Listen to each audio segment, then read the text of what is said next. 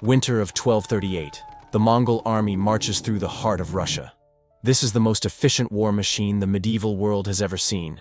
There are no worthy adversaries. There are no impenetrable fortresses. There are no untouchable cities. Every Russian principality that dared to resist has been destroyed. Ryazan fell in 5 days. Moscow lasted 3. Vladimir, the largest city in the Russian north, surrendered in less than a week. From December 1237 to February 1238, over a dozen Russian cities were wiped off the map or completely subjugated. Each of them followed the same cruel arc: initial resistance, swift siege, destruction. For Batu Khan's generals, this was routine: advance, demand surrender, destroy those who resisted, move on. Russia wasn't being defended, it was being processed like an assembly line. City by city, principality by principality, the collapse spread with the inevitability of the tide. And then they reached Kozelsk. Kozelsk was not a regional capital. It wasn't a strategic city. It had no famous walls, no legendary army, no riches to justify a prolonged effort.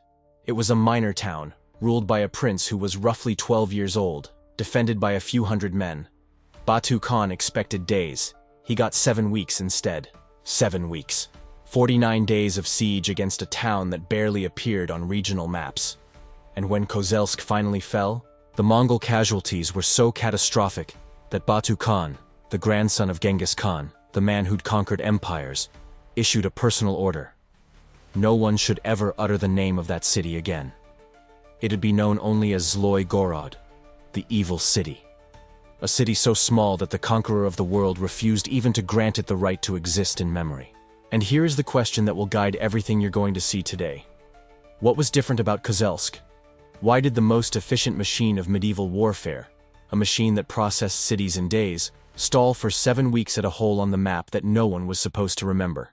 Today we're going to tell you the story of how the ground itself, the terrain, and a Russian word you've probably never heard, became the weapon that stopped the most feared army of the 13th century.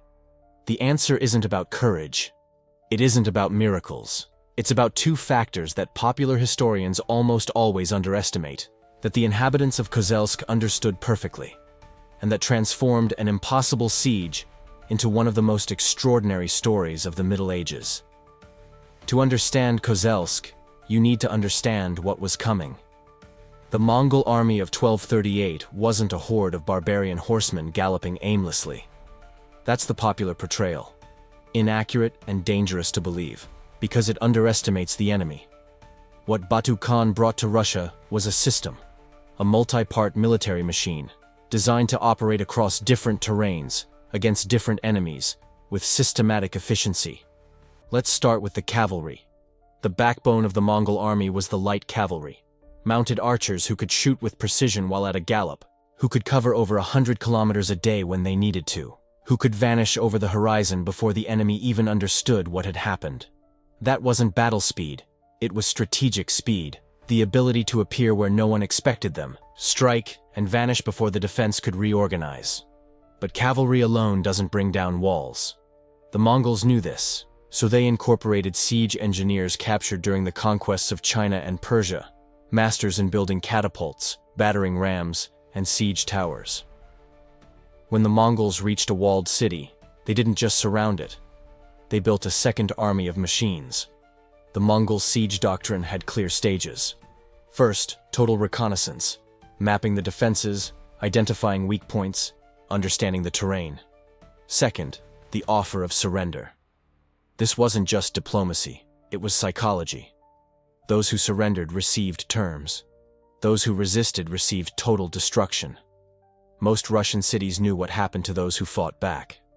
That knowledge eroded the will to resist before the first arrow was even fired. Third, the coordinated assault, catapults smashing walls, mounted archers suppressing the defenders, infantry advancing through the breaches. Everything calculated, everything in parallel. The system worked because each part reinforced the others. And there's one more factor most people don't realize when they think of the Russian winter of 1237 to 1238. Rivers. I know you came here for epic cavalry and dramatic battles, not medieval hydrology, but rivers are the piece that explains everything. The Mongols chose winter deliberately. It seems counterintuitive. The Russian winter is brutal, -20, -30 degrees, deep snow, conditions that'd kill an unprepared army. But the Mongols understood something their enemies hadn't realized. In winter, the Russian rivers froze over, and frozen rivers were highways. Medieval Russia didn't have a road network like the Romans had. The forests were dense, the swamps were treacherous, but the river's obstacles in summer, slow routes at best, turned into flat, hard highways in winter. The Mongol cavalry galloped over the frozen Volga as easily as dry land. The Oka, the Klyazma. Every Russian river became a Mongol avenue at peak winter. That is how more than a dozen Russian cities fell in less than 3 months. Ryazan in 5 days, Kolomna in a few, Moscow in 3, Vladimir, the capital of the Vladimir Suzdal Principality, the most important city in the Russian north, in less than a week. Suzdal, Rostov, Yaroslavl, Pereyaslav, all of them fell. The Mongol army moved over the ice with astonishing speed, appeared before any regional defense could be organized, destroyed, and advanced. The pace was relentless. Each city that fell increased the terror in the next ones. Refugees arrived with horror stories. Russian princes asked each other for help, but the messages arrived late, or simply didn't arrive because neighboring cities had already fallen. Coordinating the Russian defense was impossible because the Mongols were simply too fast. Tell me, if you were a Russian defender that winter, with news that Ryazan had fallen, that Vladimir had fallen, that the Mongol army was moving in your direction, what would you do? Surrender and have a chance to survive? Or fight, knowing that the relief army you were hoping for probably no longer existed? That was Russia in early March 1238. The Mongols came, saw, and conquered in almost mechanical sequence. Nothing had resisted. Nothing had delayed them. The machine worked perfectly. And then a question was hanging in the air, without anyone having asked it out loud yet. What happens when winter ends?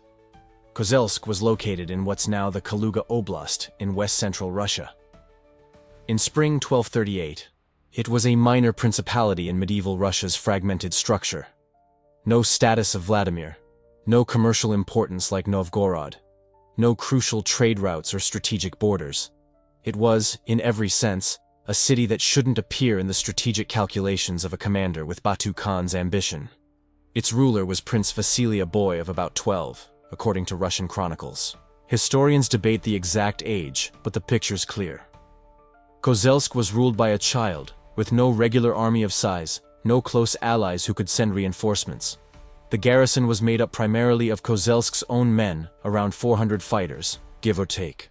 No elite battalions, no troops trained for siege warfare, no cavalry armies ready to ride out, and there was no help on the way. This point is crucial. The great Russian princes who could have sent help were dead, fleeing, or immobilized. Prince Yuri of Vladimir died in the Battle of the Sit River in February 1238, trying to gather counterattack forces. Others retreated north or east, far from the Mongols. Medieval Russia's political structure divided principalities that rarely cooperated, made coordinated response impossible. Kozelsk was alone. By any rational calculation, this city shouldn't hold out more than a few days. It certainly couldn't resist the same army that had destroyed Vladimir in less than a week. The defenders knew this. They weren't crazy. They'd heard the news. They knew what the Mongols did to resistors. And now look at where Kozelsk was built. The city sat on high cliffs at the confluence of 2 rivers, the Zhizdra and the Draguska. These weren't decorative, they were strategic elevations dominating the surrounding terrain. To reach Kozelsk's walls, invaders had to climb steep slopes under fire from above, in terrain that funneled attackers into predictable directions. Around the city, dense forests and swampy terrain limited approach angles. No open plains for cavalry maneuvers. The approach routes were narrow, controlled, and difficult. Someone had chosen this location carefully, and whoever had built Kozelsk there hadn't done it by chance.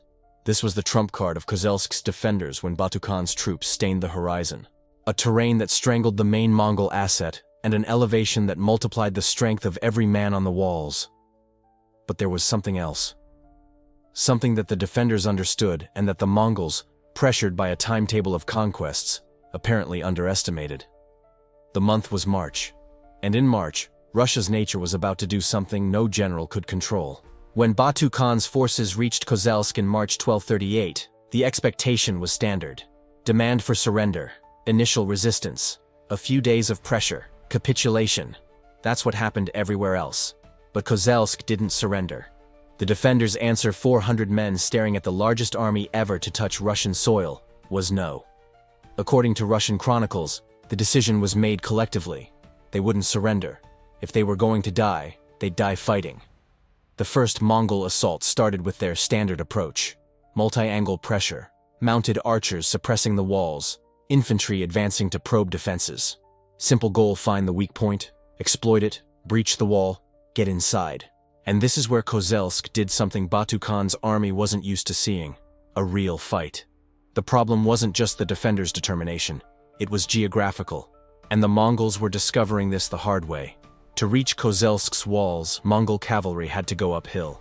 These cliffs weren't gentle slopes. They were steep inclines that forced attackers to advance slowly, tightly packed, completely exposed to fire from above. Mongol mounted archers, Batu's primary suppression weapon, lost effectiveness on this terrain.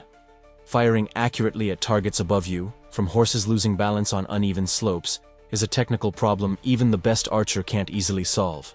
Even worse, the Zhizdra and Draguska confluence created a natural barrier. Mongols couldn't surround by water. The only viable approach routes were the ones Kozelsk's geography controlled. For a Mongol general, this was doctrinal collapse. The army relied on 10,000 warriors trained for multi-directional pressure, simultaneous attacks from all sides.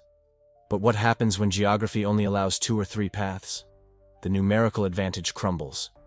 Instead of well-distributed troops, you have men squeezed into choke points, turning military might into pure congestion.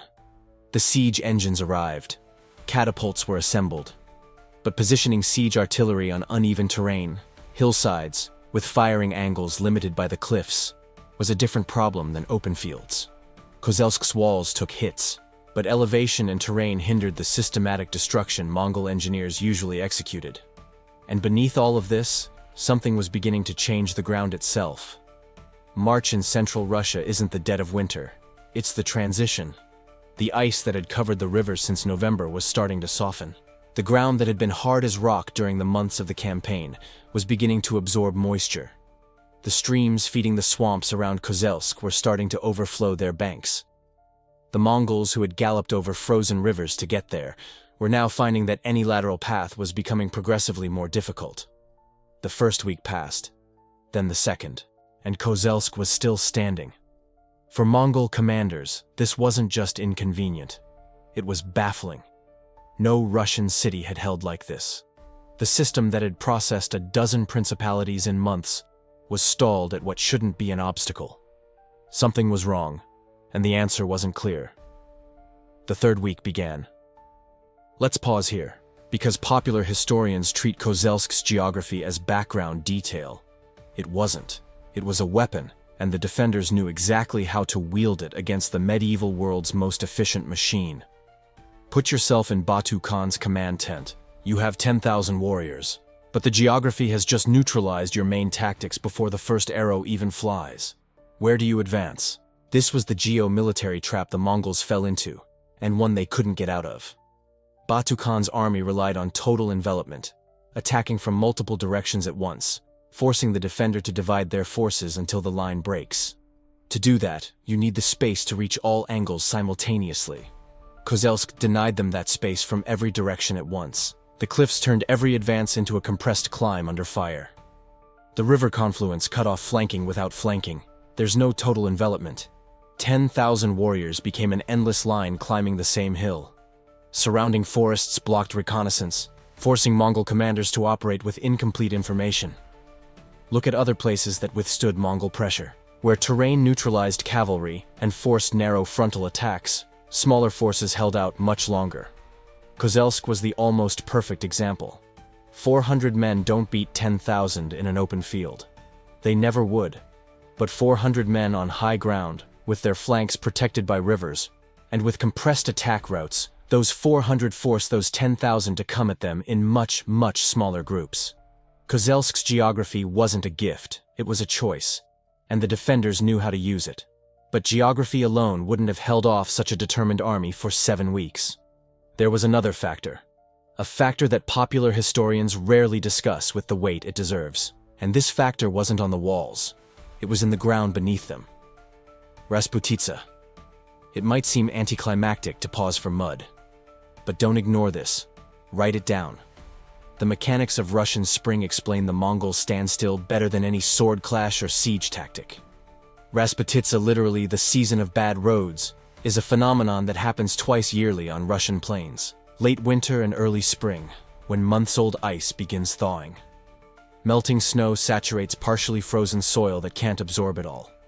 The result is mud covering hundreds of miles. Not surface-level mud. Mud swallowing wheels up to their axles, pulling boots right off feet, turning open fields into death traps for horses. The spring Rasputitsa typically begins in March, and the siege of Kozelsk began in March. Imagine the logistical nightmare for the invading horde. Throughout winter, frozen rivers were highways. The mobility that made Mongols terrifying, their ability to appear, strike, vanish, relied on hard surfaces. Ice, dry, frozen earth. Russian winter was paradoxically the Mongols' greatest ally. They'd specifically chosen winter for this reason. But March shatters all of that. Once frozen rivers become impassable. Crossing at peak Rasputitsa means risking horses and equipment on ice that groans unpredictably. The surrounding ground, hard as rock in January, turns into wet, treacherous paste. Supply lines grind to a halt.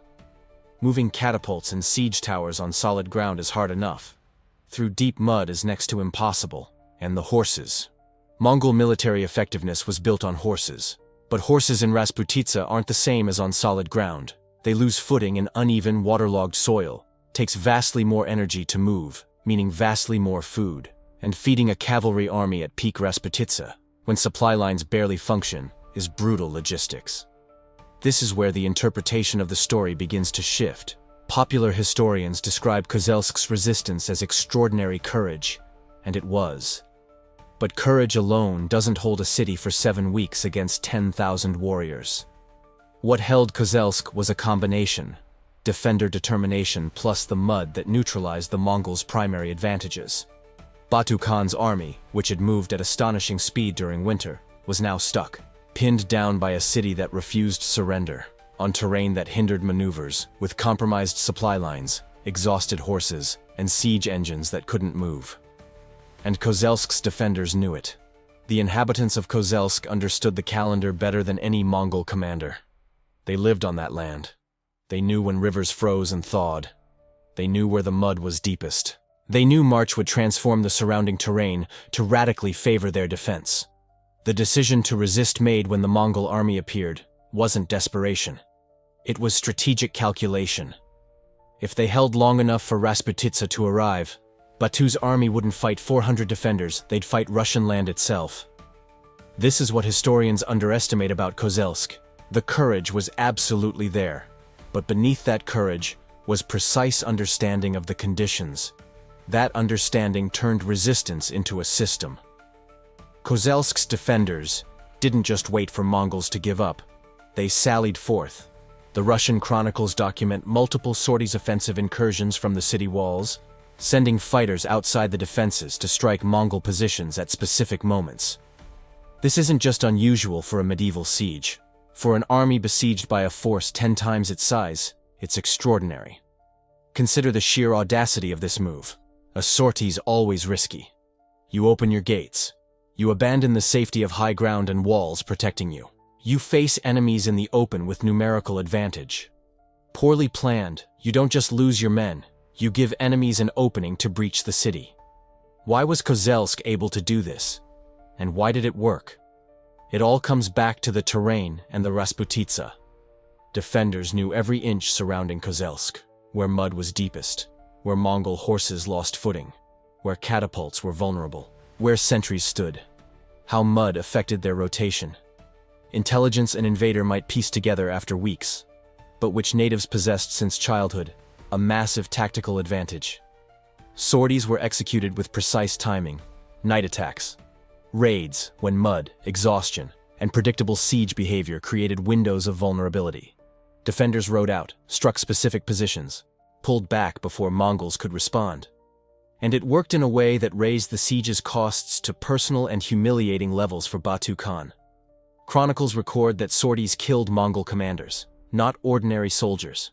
commanders, sons of senior nobility, officers of elite units, men whose deaths had political and personal consequences within an army that believed itself invincible. The Mongol army believed victory inevitable. It had destroyed dozens of cities. It had processed all of Russia like an assembly line. And now it was burying commanders in mud from a minor town killed by 400 men who should have surrendered weeks ago. Medieval sources speak of 4,000 Mongol casualties in a single sortie, almost certainly exaggerated. But this hyperbole hides truth. Even adjusted, the losses were so brutal that chronicles had to immortalize them. Batu's army paid a blood tribute no local siege had ever demanded. The commanders' deaths turned operational inconvenience into personal honor. Batu Khan was used to losses. War takes its toll. But losing commanders who were nobility's sons in a minor town's siege created different problems. Not just strategic, political, viscerally emotional. The siege had stopped being a mopping-up operation. It had become an affront. It was no longer just about taking the city. It was about avenging the dead and wiping out the humiliating record of an army that had been stopped and wounded by 400 men in a hole in the forest. Week after week, the siege dragged on painfully. For Kozelsk's defenders, each week had specific costs. Pre-siege supplies dwindled. Men wounded in sorties or wall fighting died or became incapacitated. The number of fighters dropped slowly but steadily. Prince Vasily, the 12-year-old who became resistance's symbol, ruled a city consuming itself in its own determination. No reinforcements, no messengers with relief news. The silence beyond the walls, except for Mongol noise, was psychological torture. Defenders knew they were alone. Every dawn confirmed it. But for Batu Khan's army, the 7 weeks had different costs, more corrosive ones. An army laying siege is stationary. A stationary Mongol army defies everything that defines it. Mobility was core advantage. Every week at Kozelsk was a week not advancing west, not conquering new territories, not meeting expansion schedules. Time had real strategic cost. The Mongol army's supplies were under pressure. Rasputitsa hindered resupply.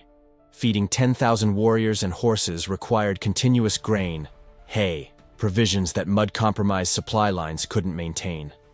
And then there's morale, what generals rarely admit but every soldier feels. The Mongol army had destroyed everything. It was invincible. Now it was stuck outside a minor town taking casualties, watching commanders killed by defenders who should have been wiped out in days. What does that do to an army? To soldiers wondering why this city hasn't fallen? To leaders explaining to superiors why the Western campaign is delayed? Batu Khan committed more forces. He increased the pressure on the walls. He brought in more siege engines. The determination to destroy that city grew in proportion to the humiliation of not having done so yet. On both sides of the walls, Kozelsk's fate was being written. The city knew it'd eventually fall. The Mongols knew they'd eventually win. The only question was the ultimate price. How much would victory cost? The answer arrived in May 1238. Kozelsk's garrison was mortal men, with mortal resources, with provisions running out and fighters dwindling week after week. In May 1238, the defenses gave way. The walls, withstanding weeks of catapult bombardment and assaults, couldn't hold longer. The garrison that had achieved the impossible for 49 days was too depleted to defend the perimeter. The Mongol army, reinforced and enraged, surged through breaches. Chronicles describe what happened when the walls fell in mythical language. That distinction matters. Not to discredit events, but to understand how surviving Russians processed them. Chronicles record that young Prince Vasily drowned in blood, a striking image carrying everything Kozelsk stood for. The city that shouldn't have held, that did hold and perished completely. Historically, here's what we know. Batu Khan ordered complete extermination.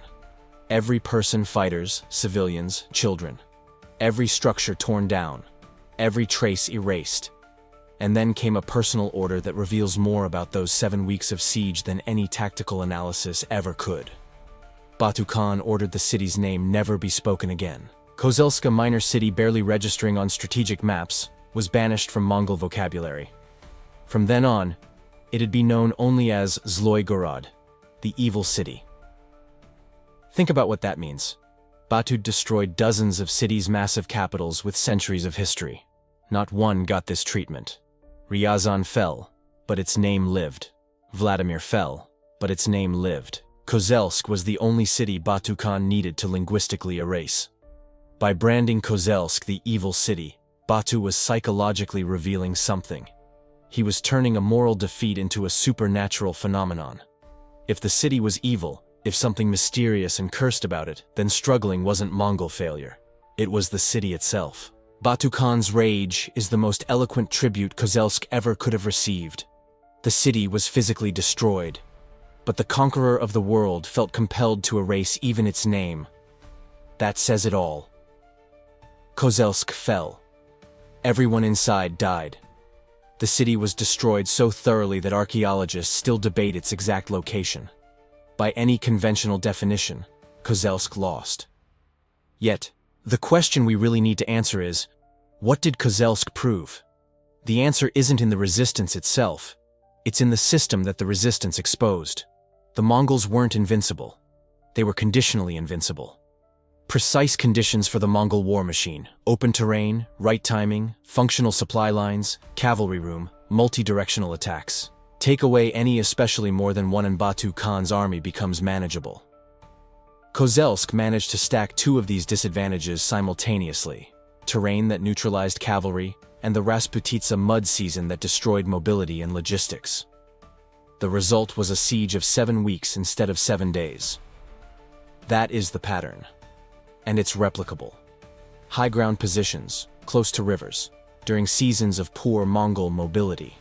Cities that didn't try to fight the Mongols in the open fields where they dominated, but instead forced them to fight in conditions where the Mongol advantage simply dissolved. The siege of Kozelsk doesn't show up in military manuals as often as it deserves because, ultimately, the city fell.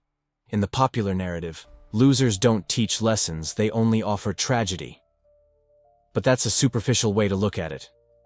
Kozelsk proved the Mongols could be stopped. It revealed exact stopping conditions. It showed that 400 determined men, right place, right time, right mindset, not defensive, but actively attacking, killing commanders, driving up costs, could make 10,000 pay a toll Batu Khan never expected. And here's what 400 defenders holding off 10,000 Mongols actually means. It doesn't mean 400 brave men overpowered 10,000 through brute force. It means 400 who understood terrain, calendar, and how to neutralize enemy strengths. They turned absolute disadvantage into a stand so legendary it forced the world's conqueror to write an epitaph out of pure rage. Batu Khan called Kozelsk the evil city. History calls it proof that strategic intelligence plus right conditions can neutralize any numerical advantage and force the most powerful enemy to pay 49 days for what should cost 5. If you were a Mongol commander outside Kozelsk, what did you have done differently? Let me know in the comments. I read every single one. And if you aren't subscribed to the channel yet, we do stories like this every week. Make sure you don't miss out.